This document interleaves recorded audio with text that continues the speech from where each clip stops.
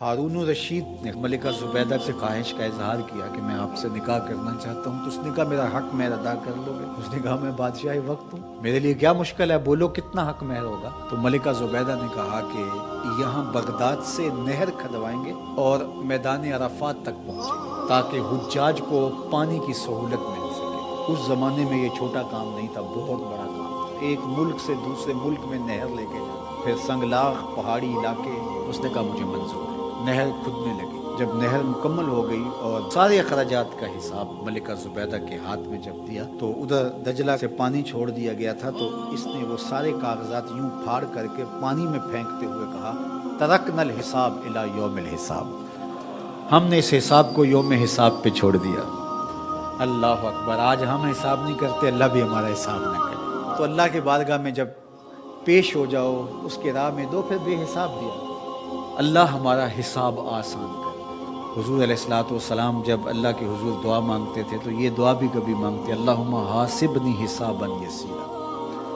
अल्लाह अकबर। अल्लाह के महबूब हो कि अल्लाह की बारगाह में अर्ज़ गुज़ार हैं, अल्लाह मेरा हिसाब आसान फरमाना। उम्मुल मोमिनीन सईदा आयशा रज़ियल्लाहु ताला अन्हा फरमाती हैं कि हुजूर हिसाब यसीर से मुराद क्या है? तो आका करीम ने फरमाया कि बस अल्लाह के हुजूर पेशी होगी, अल्लाह हिसाब देखेगा और यूं ही माफ़ कर देगा। जिसका फिर हिसाब शुरू हो गया, फरमाया वो हलाक हो गया। अगर किसी की जांच पड़ताल शुरू हो गई तो फिर वो नहीं बच पाएगा। तो अल्लाह से ये बात अर्ज़ करो कि मालिक मेरा हिसाब यसीर फरमा, आसान हिसाब, बल्कि मालिक तू करीम है, तू ना ही हिसाब लेना, तो यूं ही माफ़ कर दे।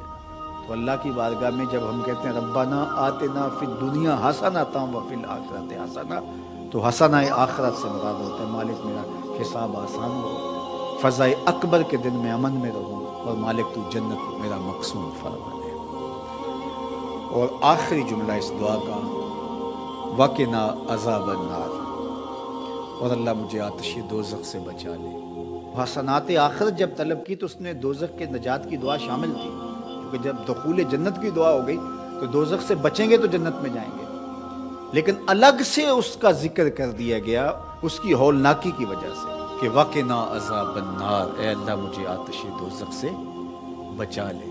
अल्लाह अकबर। हुजूर ने एक दिन जिब्रील अमीन से पूछा, मुझे जहन्नम के अज़ाबों का जिक्र सुनाओ। तो जिब्रील अमीन ने कहा, हुजूर अख़फ़ुल अज़ाब, सबसे हल्का अज़ाब जो जहन्नम में जहन्नमी को दिया जाएगा वो ये होगा कि उसके पाँव में आग के जूते रखे जाएंगे। वैसे तो आग में डूबे हुए होंगे, आग के कुएं में फेंक दिए जाएंगे, आग के पहाड़ हैं, ऐसी वादियां हैं जिनसे जहन्नुम भी एक दिन में 700 मरतबा पनाह मांगती है। लेकिन सबसे हल्का अजाब, अख़फ़ुल अजाब, सबसे खफीफ तरीन अजाब जो जहन्नमी को जहन्नुम में दिया जाएगा, उसके पाँव में आग के जूते रखे जाएंगे, बाकी उसका आग में बदन नहीं होगा। ये सबसे हल्का अजाब। लेकिन यगली मिनहुमा दमागो, उन आग के जूतों की शिद्दत और हिद्दत और गर्मी और हरारत इतनी होगी कि उससे दिमाग पिघल के नाक और मुंह के रास्ते से बाहर आना शुरू हो जाएगा। ये सबसे हल्के अजाब की कैफियत है, जो सख्त अजाब है, अल्लाह बिल्लाह। तो इसलिए आतिश दोज़ख से पनाह मांगो कि अल्लाह मुझे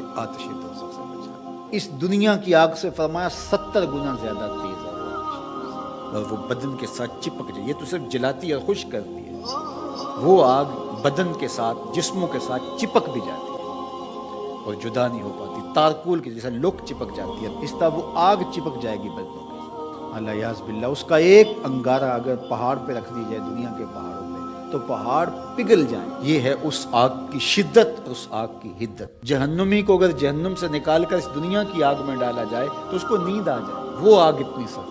70,000 जंजीरों में जहन्नुम को डाल करके जब